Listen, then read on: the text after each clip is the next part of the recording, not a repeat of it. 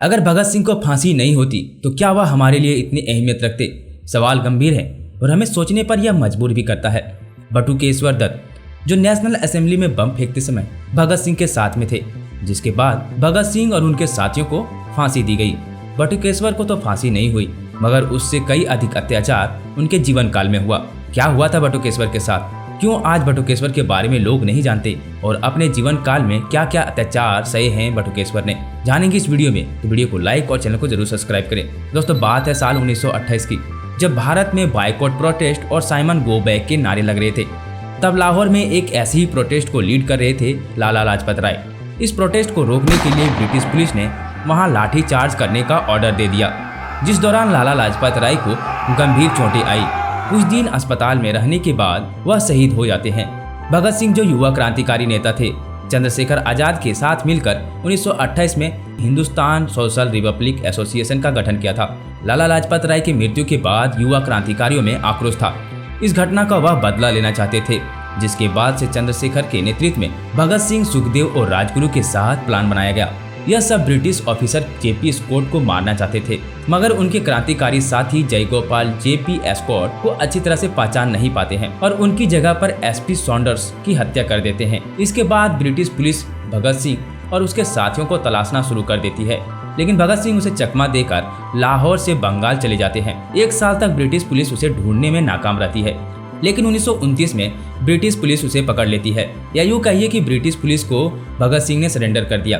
दरअसल हुआ यह था कि नेशनल असेंबली में 2 बिल पास किए जा रहे थे, जो ट्रेड डिस्प्यूट बिल और पब्लिक सेफ्टी बिल थे।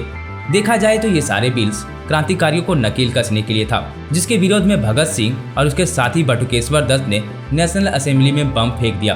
और ये बम किसी को मारने के लिए नहीं था, बल्कि भगत सिंह के लफ्ज में कहा जाए तो उन बहरों को सुनाने के लिए था जो इनसे चुप्पी लगाकर बैठे थे।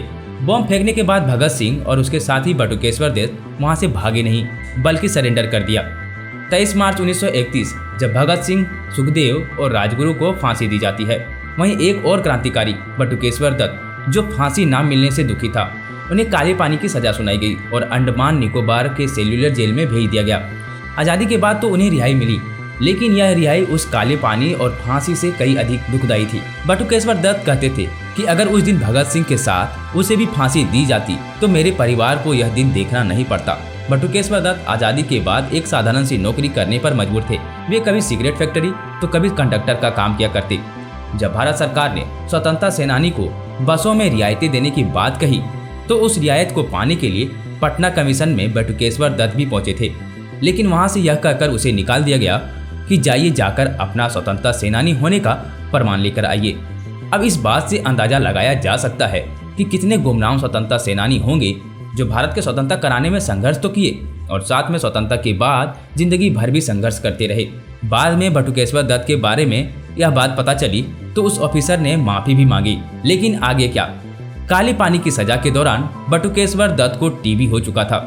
वह जिंदगी भर बीमारियों से जूझ रहे थे और सरकारी अस्पतालों के चक्कर लगा रहे थे। जब उसकी तबीयत पूरी बिगड़ गई और उसको सुनने वाला कोई नहीं था, तब उसके मित्र चमन लाल आजाद ने एक लेख लिखा, जिसके बाहर आने से मानो सरकार में भूचाल सा आ गया। उस लेख में यह लिखा था कि क्या बटुकेश्वर दत्त जैसे महान क्रांतिकारी को भारत में जन्म लेना चाहिए।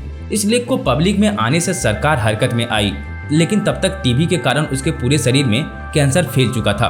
वह जिंदगी के अंतिम सांस गिन रहे थे। उसकी अंतिम क्षण में सरकार से यह मांग रही, मेरा अंतिम संस्कार मेरे मित्र भगत सिंह के पास किया जाए, जो हमें सोचने पर मजबूर करती है कि क्या अगर भगत सिंह को फांसी नहीं होती तो क्या होता। इस प्रश्न का जवाब तलाश आप कीजिए। दोस्तों, आज 23 मार्च है और आज ही के दिन भगत सिंह, सुखदेव और राजगुरु को फांसी दी गई थी और आज के दिन ही शहीद दिवस के रूप में मनाया जाता है। आप इस वीडियो को ज़्यादा से ज़्यादा शेयर करें, जिससे लोग भगत सिंह के साथ बटुकेश्वर दत्त जैसे हजारों गुमनाम सेनानी के बारे में लोग जान सके और भावनात्मक रूप से उसे भी श्रद्धांजलि अर्पित करें। वीडियो आपको अच्छी लगी तो चैनल को जरूर सब्सक्राइब करें, क्योंकि ऐसी वीडियोस यहाँ पर आती रहती है। धन्यवाद आप सभी का। जय हिंद।